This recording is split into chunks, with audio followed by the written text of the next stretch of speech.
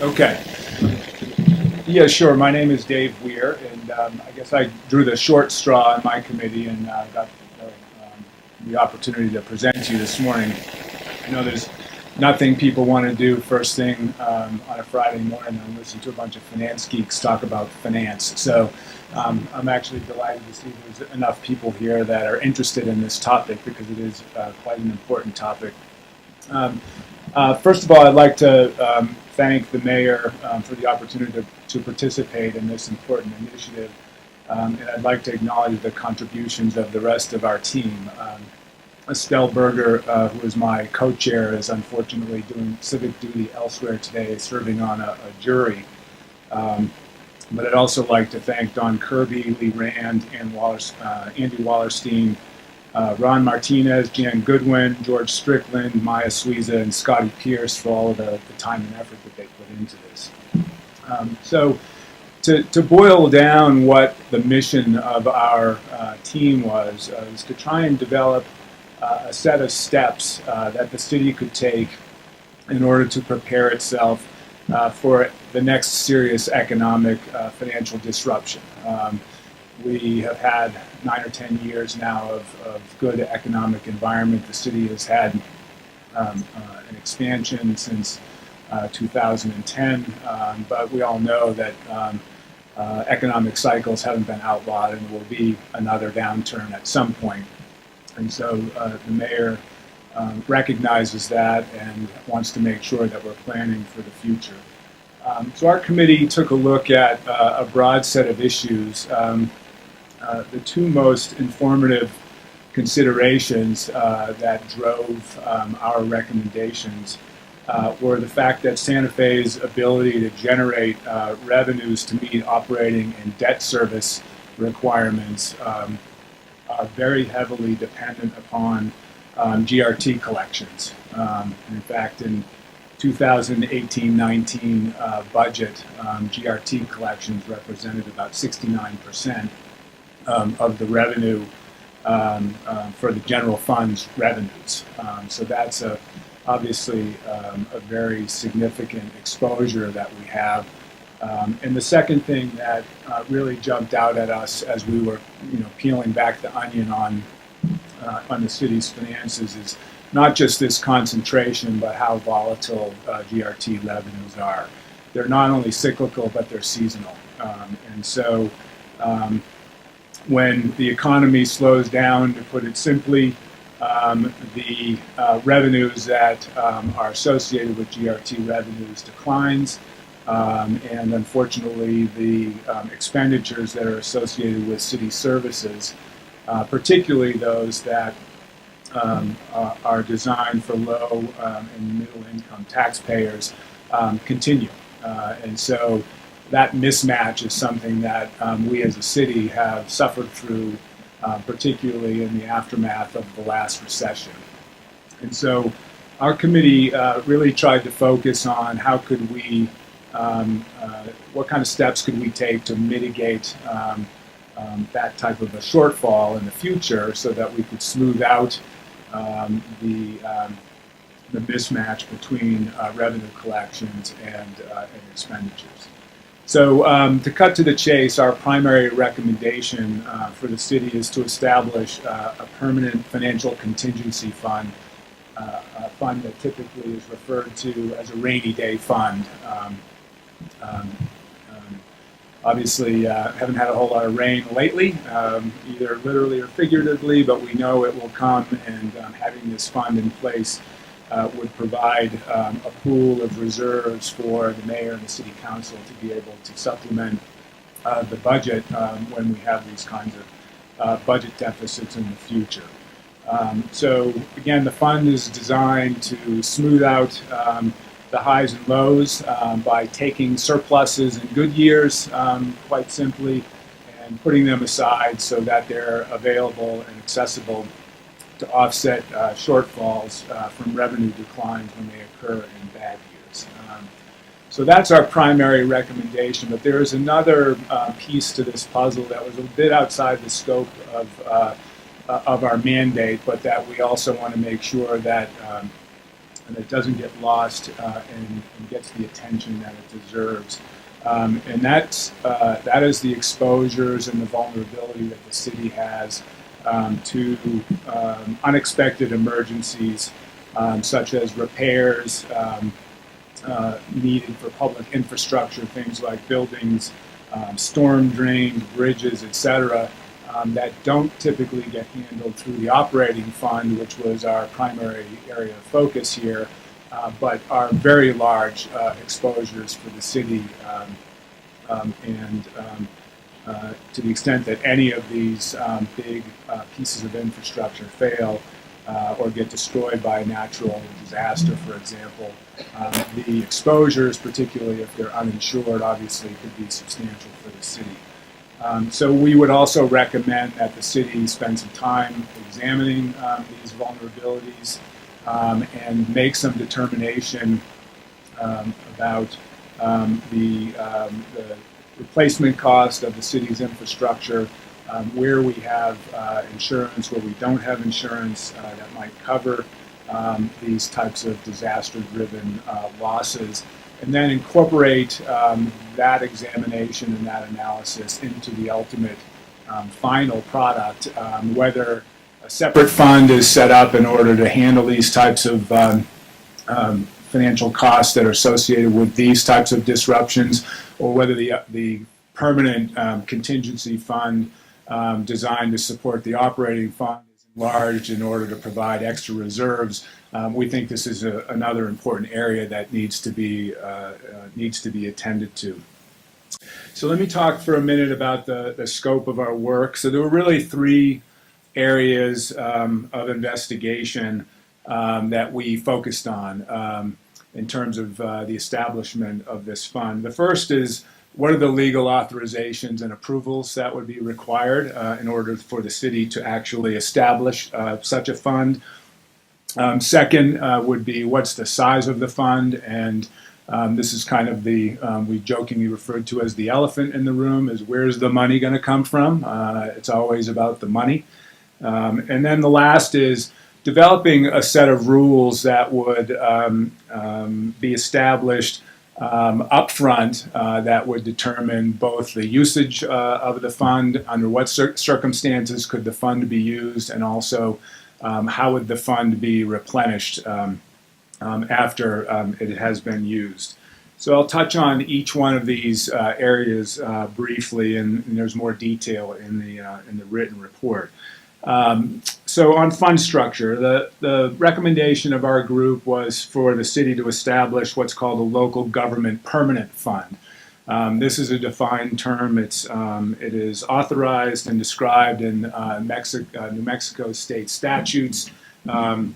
It would require a resolution by the city council to establish this fund, and the terms governing its use would have to be approved by a majority of the voters.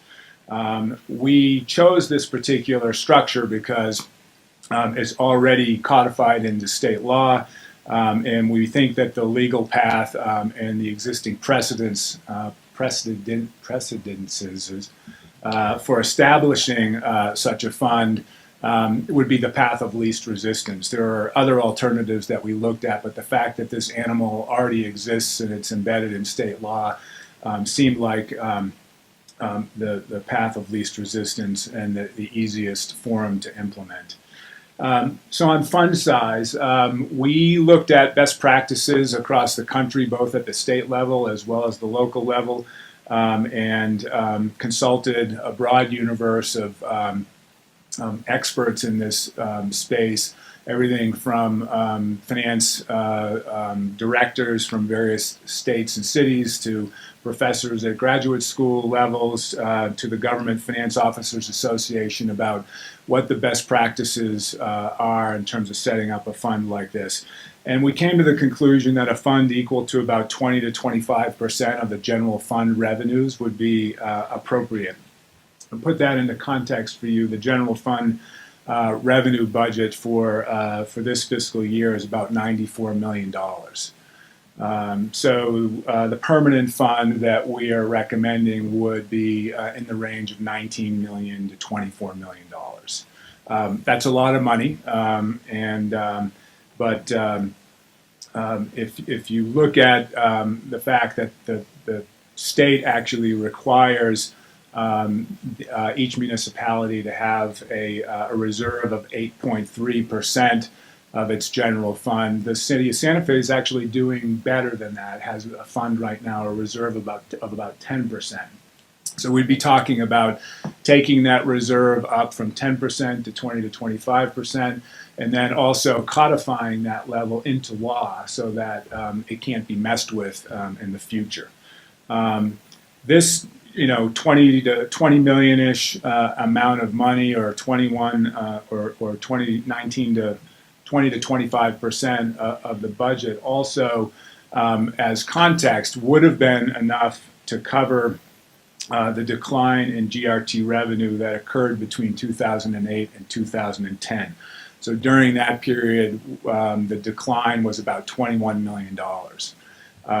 And also just a little bit more context, not only did our GRT revenue decline $21 million during those 2 or 3 years, but it took the city of Santa Fe about 10 years just to get back to the peak level in 2008 of GRT revenue.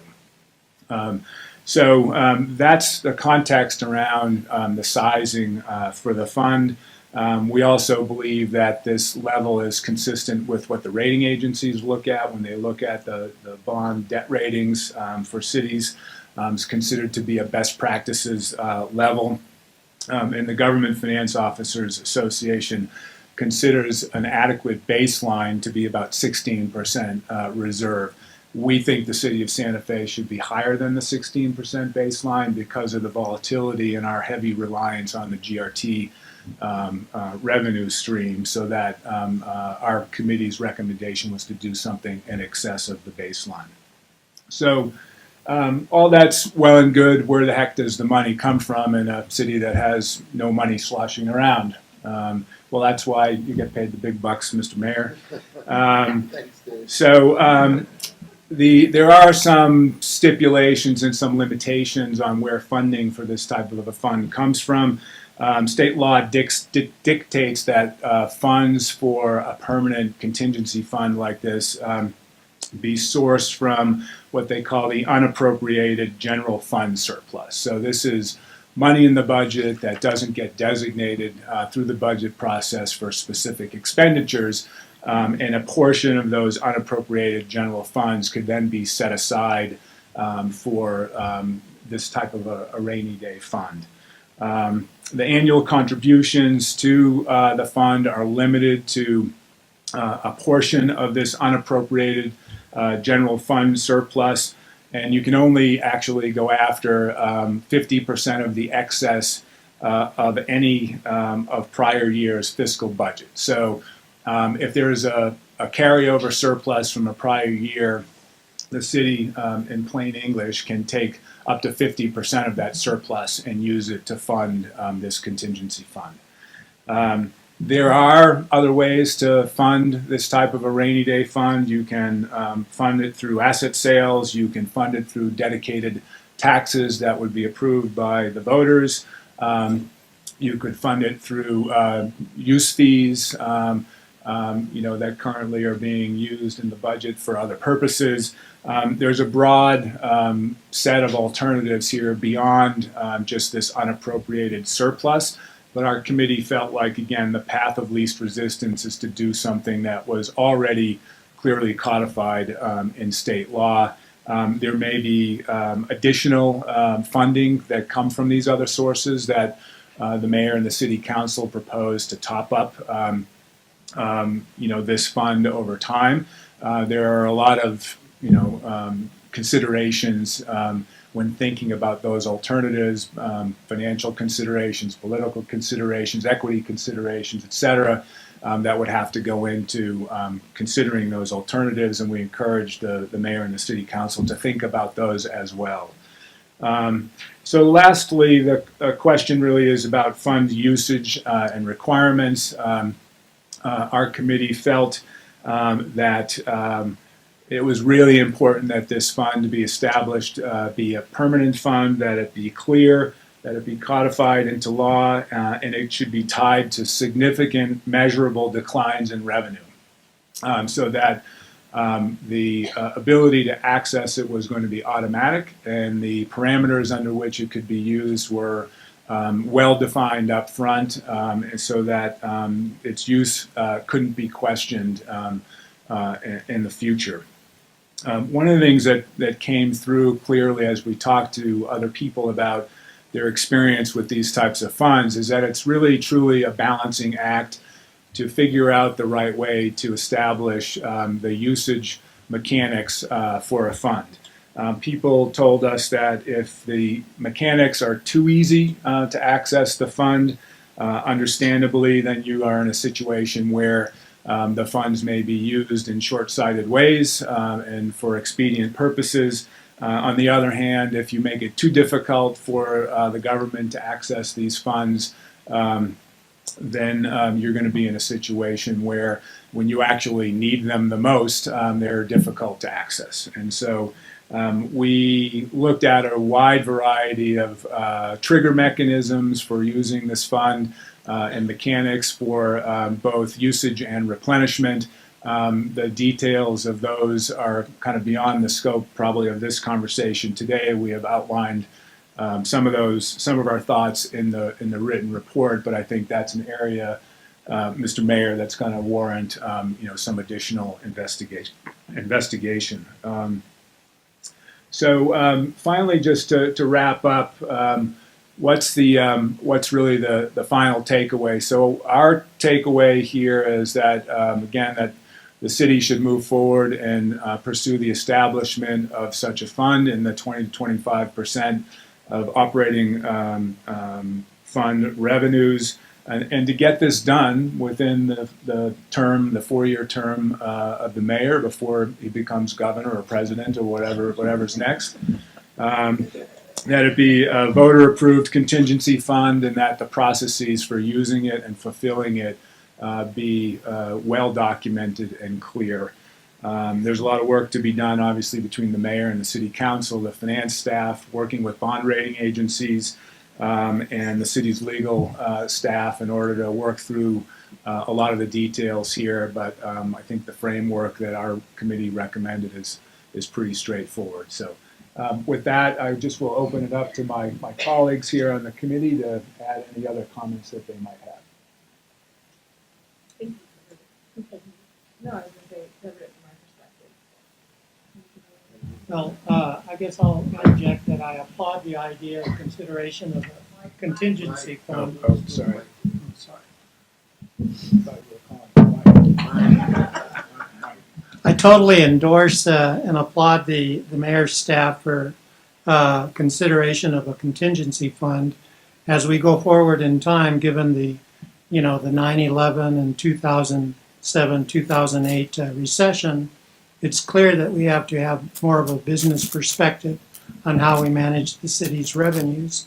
And it's amazing to me that we have survived as a city, and we're not in dire straits at this. We may be once the forensic audit comes out, but I'm just surprised that it hasn't happened up to this point. But it's a very positive step going forward. We've got, as we said, a number of ways to fund this in terms of asset sales or maybe an imposition of a tax. It has political implications. The drawdown or the funding via the 50% of excess from prior revenues. There are rather painless ways to fund this, but it's good business. Good business, and I, as a person, as a citizen, totally endorse this concept. And Scotty, I think you were going to say something. First of all, I'd like to just sort of echo what my colleagues have said, but I wanted to also tell you that from our perspective, there were a variety of different experiences involved in terms of looking at the financial aspects of this. But the working group, and I really applaud the mayor for his foresightness, our council, and all of the people that had input to this, because here's the bottom line: we have no contingency for a contingency. And that's something that's been demonstrated over the years, both in terms of the crises that have happened external to the city, as well as those events that happen internally to the city. And so I think I would just urge each one of you, whether or not you have an interest or a background in finance, to take a look at this report, because I think it gives a start and a baseline. And that's all we're really sort of challenged to do. I would like to also tell you that the mayor, in his foresightness, when he invited all of us to participate, and this is all true, I think, for 120 of us, said that we had several months to work on this. And because, as the mayor had outlined, that transition starts after the fact, our timeline, in fact, was shortened to today, and we originally had agreed that we would have at least one more month. But it shows you that, you know, the work always expands to the amount of time. So we have plenty of recommendations, and I'd just like to echo that this is the beginning step. And the last thing I'd like to echo is the tremendous amount of work that everyone on this committee did, but especially to David and to Estelle for their leadership. And I would say that the important thing is that we need to get started, and we really need to get started. In David's words, path of least resistance, wouldn't that be lovely? No, we're doing it by cards. By cards, right, yeah. We need to know where the cards are. Okay, yeah. So- Well, before we go to the mayor's questions, Matt Ross will be walking around the room collecting your questions, and Danila. Okay, Mayor. Thank you. While you guys pick up some cards, let me just kick it off. First of all, thank you for a very cogent and thoughtful presentation. There's no doubt in my mind that the city's finances are the right place to start this conversation this morning. We have already taken some steps to improve the way we do our financial business and to get our financial house in order, and your work is a further extension of the need that we have to be mindful that it doesn't take an emergency for us to be in a situation where our ability to do the people's business could be threatened. I also want to welcome Councilor Abeda this morning, who is the head of our Finance Committee, and your timing is impeccable as always, Councilor. Thank you for coming in, and the members of our finance team who are here this morning listening in, because you care about this stuff deeply, and you've already been working hard on responding to audits and responding to findings that make us attend to some of the work that this contingency group was addressing. Specifically on the matter of capital assets, I can report to you that the city team agrees with you and is working on that. It's a place where we need to improve our housekeeping to know not only where our vulnerabilities are, but what our assets are. And so you're on point with that one. But I think the larger effort you made to look at our need for a contingency financial capability is really where I'm focused. I do have one very specific question for you about the elephant in the room. Where does the money come from? From what you, from other places you looked, and from what you saw in other practices, have communities at any level adopted a one-time only tax measure to pump money into a fund with the recognition that once that money has been collected and deposited in a rainy day fund, that tax then disappears? And if so, what kinds of things have other communities done? So that's a great question. I think the answer to that is yes. But I think the caveat is that every state has certain restrictions that govern these types of funds and how they can be funded. So although we might draw on the experiences of other state and local governments and how they've done this, the actual constraints that we've been advised by the city attorney's office is, what the specific ordinances in the city of Santa Fe allow and what the state government statutes allow. And there's clearly a deeper dive to do on that. There's more work I think that needs to be done in order to more fully answer that. But just as an example, there is, capability, for example, to increase the property tax levy here. It could be done on a temporary basis in order to make an initial funding of this. Running the legal traps on that is going to require a little bit more work. There are, the opportunity for expanding use fees. There could be asset sale proceeds, for example, if whether it's unused water rights or buildings that the city doesn't need anymore that would generate proceeds.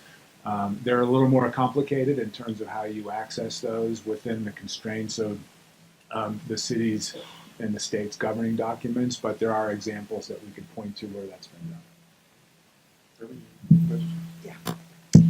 So if the rainy day fund must be used during a recession, how quickly should it be replenished? 1 year, 2 years, or 5 years? Well, that's again one of the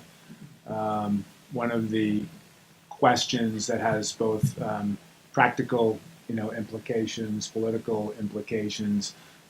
In most of the instances that we've seen, there are requirements to replenish the fund within typically a 4-year period. But there are also kind of safety valves that if there's a recession that lasts longer and it takes longer for excess funds to come through the surplus, that those types of replenishment requirements can be mitigated. So there's pros and cons to allowing too much mitigation because it gives the government too much leeway to be disciplined. But there also has to be some recognition that sometimes recessions or financial disruptions are more severe and last longer than might be anticipated. So I think you try and find a balance between the two. Okay, the next question is, what other tax methods are on the table besides GRT? Could city implement or push to implement a tax on second homes or on rental homes owned by people out of state? What could city do to push for this at the county and state level? Any of you guys want to fall on that sword? I didn't think so. I think that's above our pay grade, so I'm going to pass on That's that. out of the scope of the discussion. Yeah. Yes. I guess maybe I can add just one. Yeah, thing to sure. that. So we talked about increasing taxes and whether that would be possible, and we have to remember that there's definitely like political ramifications of asking the people to pay more money in taxes. So once again, above our pay grade, probably more for Mr. Weber. Okay, this is regarding infrastructure that is not insured. Is there a pattern regarding these categories? For example, roads, bridges, insured but parks are not. Are the locations of non-insured, this is a little hard to read, excuse me, are non-insured resources concentrated in certain areas, and which are they? Don't know. It's again. Those are all great questions, and those are exactly the questions that we think need to be looked at very carefully. Some of the assets, as we understand it, are self-insured. Some of them there's third-party insurance. I'm sure there's probably examples where there's no insurance, and that's exactly the kind of analysis that we think needs to be done. Yeah. I think one of the real concerns bottom line is we don't have any real mechanism for risk analysis. And I think if we could revert back to that, I think generally that kept coming up in our committee. No matter what path you take, there's no baseline of real information on risk analysis. So that's bigger than a breadbasket and bigger than this task force, but it's something that the mayor did say is a place to start. And I think you'll find probably throughout all today, no matter what the presentations are, is that there's a lot that's not known, or it's known in pockets, and there has to be a way to aggregate that before any kind of recommendations for implementation of changes would come. What about investing the fund in equities, hedge fund, or stay within New Mexico statutes for municipal government?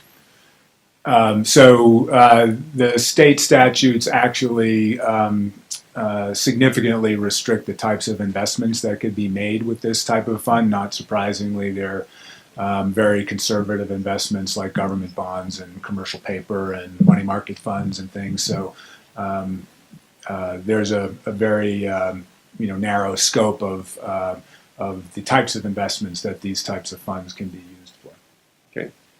We're just about out of time. I don't think we have time for the other question.